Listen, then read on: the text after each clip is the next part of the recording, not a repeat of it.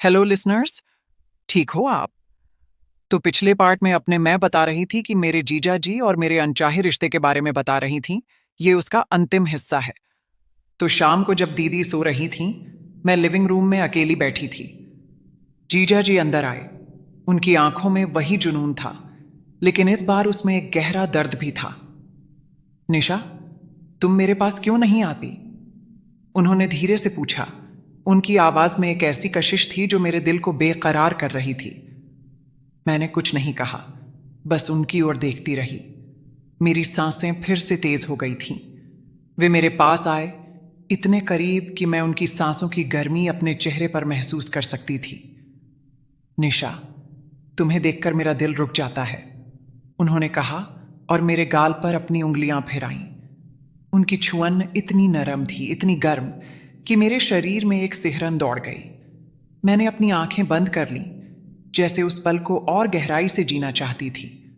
उन्होंने मेरे माथे पर एक हल्का सा चुंबन लिया, फिर मेरी आंखों पर और फिर मेरे होंठों की ओर बढ़े। मेरे होंठ कांप रहे थे और मेरी सांसें जैसे रुक गई थीं। जब उनके होंठ मेरे होंठों से मिले, वो पल अनंत सा लगा। उनकी गर्मी, उनकी सांसें और उनकी बाहों का आलिंगन, सब कुछ मेरे शरीर को जला रहा था। मैंने उनके सीने पर हाथ रखा, उनकी धड़कन को महसूस किया जो मेरी धड़कन से ताल मिला रही थी। उस पल मैं सिर्फ उनकी थी।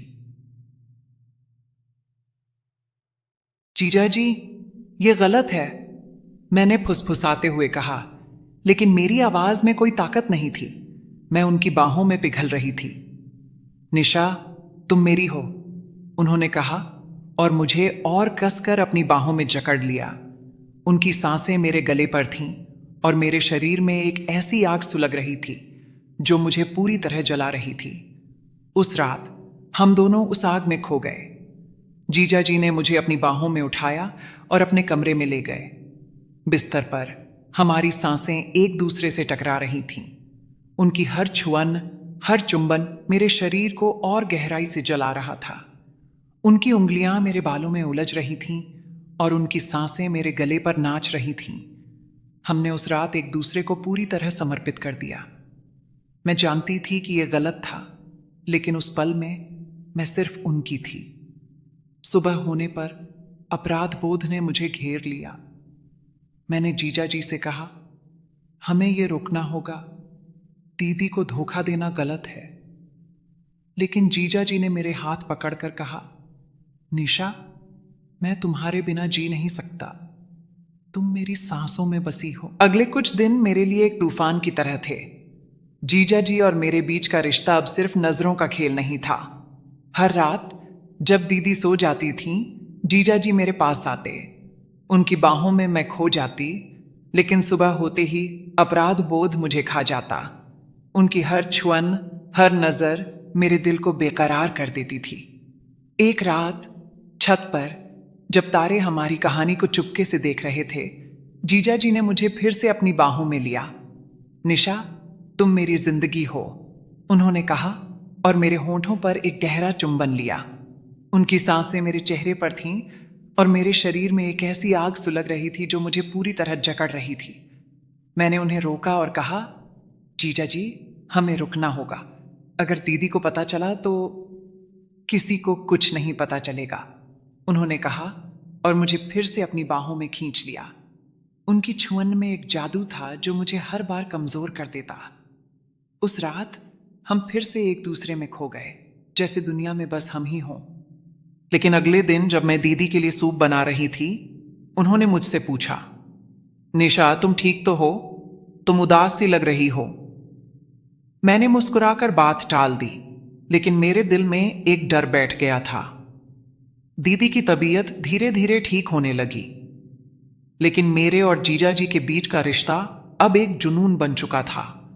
मैं जानती थी कि यह रिश्ता गलत था, लेकिन जीजा जी का प्यार मुझे हर बार उनकी ओर खींच लेता। एक और रात जब दीदी सो रही थीं, जीजा जी मेरे पास आए। उनकी आंखों में वही जुनून था, लेकिन इस बार उसमें एक गहरा दर्द भी था। निशा, मैं तुम्हें खोना नहीं चाहता, उन्होंने कहा और मेरे चेहरे को अपने हाथों में लिया। उनकी उंगलियां मेरे गालों पर धीरे धीरे फिर रही थीं और मेरी सांसें फिर से उखड़ने लगी थीं। उन्होंने मेरे माथे पर एक नरम चुंबन लिया, फिर मेरी आंखों पर और फिर मेरे होंठों पर। वो चुंबन इतना गहरा था, इतना तीव्र कि मेरे शरीर में एक तूफान सा उठ गया। उनकी बाहें मुझे जकड़ रही थीं और मैं उनकी गर्मी में पिघल रही थी। उस पल मैंने विरोध नहीं किया। मैं उनकी बाहों में खो गई, जैसे मेरी दुनिया बस उनकी सांसों में सिमट गई हो। लेकिन उस रात के बाद मैंने फैसला कर लिया।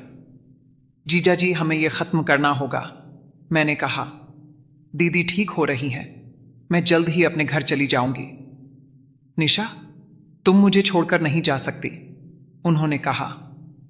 उनकी आंखों में दर्द था और उनकी आवाज में एक ऐसी बेचैनी थी जो मेरे दिल को चीर रही थी। लेकिन मैंने अपने दिल को कड़ा कर लिया।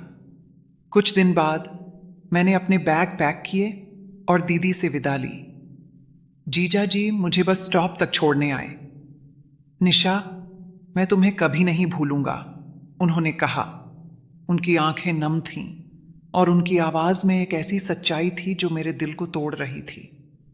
मैंने उनकी आंखों में देखा आज और बिना कुछ मैं वापस अपनी जिंदगी में लौट आई हूं। जीजा का चेहरा, उनकी बाहें, उनकी सांसें और वो रातें मेरे दिल में हमेशा रहेंगी।